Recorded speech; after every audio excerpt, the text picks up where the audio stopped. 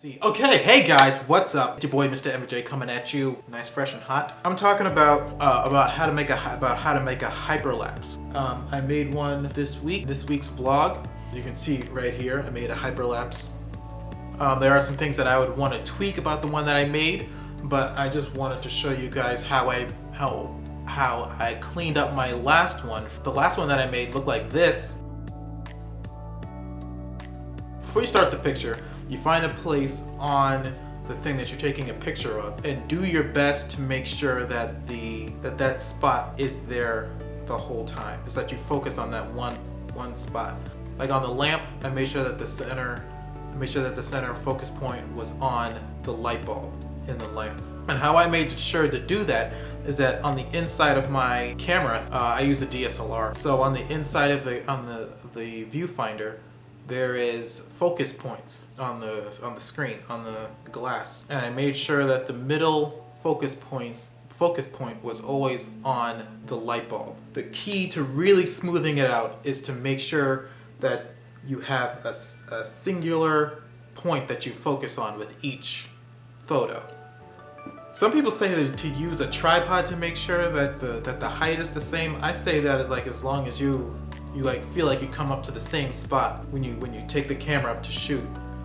I feel like that's good enough. One thing I'm not sure if I put this on here, whether it be a straight line going towards your subject, a straight line coming away from your subject, going past your subject, around your subject. That's what you're doing. You're taking a step, lining it up in the crosshairs of the camera or in the focus points or whatever you're doing to make sure that you stay in a one singular spot on your subject. Take a photo, another step, line it up, take a photo, repeat process. Okay, so I'll be just showing you guys two different ways on how to do this. One is with just a normal editing software. I'll be using Adobe Premiere, and the other way is with After Effects and Adobe Premiere. If you don't have After Effects, then just skip to this section on the screen and you can skip past me showing you how to do it in After Effects. All right, so we're gonna open up After Effects. All right, so we're in After Effects. And all right, so we're gonna make a new project. We're gonna do Control I. And this is a window that you use to import your footage, which is going to be pictures because we're doing a hyperlapse. All right, so I have some folders here of the pictures that I had taken. We're going to, I guess we could do the light. Now you're going to select all of your pictures and you're going to click this button, Importer JPEG Sequence. Going to click that and import. Now what this is going to do, or what it just did, is that it imported, it's going to take a while for After Effects to scrub through all of these, but it just imported all of those pictures as a sequence. So that's it right there. So now that that's done, you can go to Export and Add to Render Queue, Output Module, Format, QuickTime, go to QuickTime, select QuickTime, and so we're gonna go to Format option. Right now it's set to Animation. We are going to go to Video Codecs and do H.264. Click OK. Click OK again, and we're gonna set this destination. We gotta set the destination. Save. And now that that's done, come over here and go to Render. And it's going to start chewing on it and exporting it. So now that that's done, we can jump on over to, we can open up Premiere now that that's all done. Okay, now that we're in Premiere, we can go to the light sequence that we just made, which is right here, and drag that and drop it in. Now, if you don't have After Effects, I'm going to show you how you make it in just a normal editing software. You can use this probably even in Windows Movie Maker. I'm not 100% sure, but I think you can. So what we need to do is we need to find our pictures. We're going to use the light pictures. We're going to select all of them.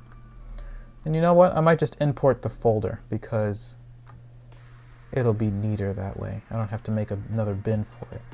So we're going to double click on that and select all of the pictures. But before we do that, we're going to set the sequence settings. You can do that manually, or you can just drag and drop a video like I just did, and the sequence settings will be set. So I know that this video is 1920 by 1080 at 24 frames a second because that's what I recorded. So these pictures are still selected, so we just drag and drop those into the timeline. Now, these are all too big. What we're going to do is we're going to shorten them. The key to both of these processes is to make a sequence. So we can highlight them all, go to speed duration, go to speed clip or duration, highlight that, and just do 1 for 1 frame. Zoom in on the footage here. You can see it has shortened all of them. So what we have to do is just come through here and delete them all. Delete all the spaces. If you don't, yeah. Okay, so there we go. There are all the pictures. All right, so you can see that this is too big for our screen. So we then have to resize all of these. You click on the clip, go to your source window, effect controls, over to scale, 37%. I know it's 37%, but you can play around with it until you get it right. And 37% is right there. I'll go through and make all of these 37%. So now all of these have been resized. Okay, so we can then export this little slideshow, I guess you could say. So we go over here to export, gonna export this whole thing. Preset, which will be HD, this one right here, HD 1080p at rounding up to 24 frames per second. So I just exported that. I just exported these pictures and now imported it again as so now it's a sequence like that. Now you can see that it's still a little shaky, even though we made sure that everything was lined up with our focus points and the subject. Our line was straight, everything was good, but you're not a robot. But this is the same thing if it was an After Effects sequence. You just bring the sequence in here. This is the After Effects sequence.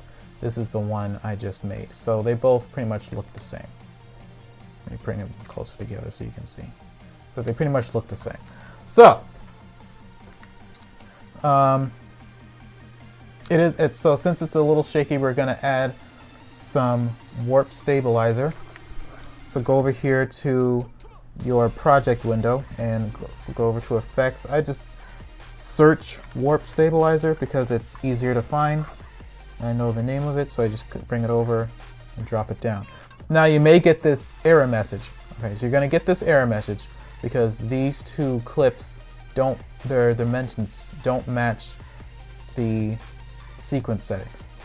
So how you fix that is you right click on the clip, come up to nest, say nested sequence 1, which is fine. It's going to turn green like that. And what this is doing, it's pretty much telling Adobe that these clips do match the sequence settings.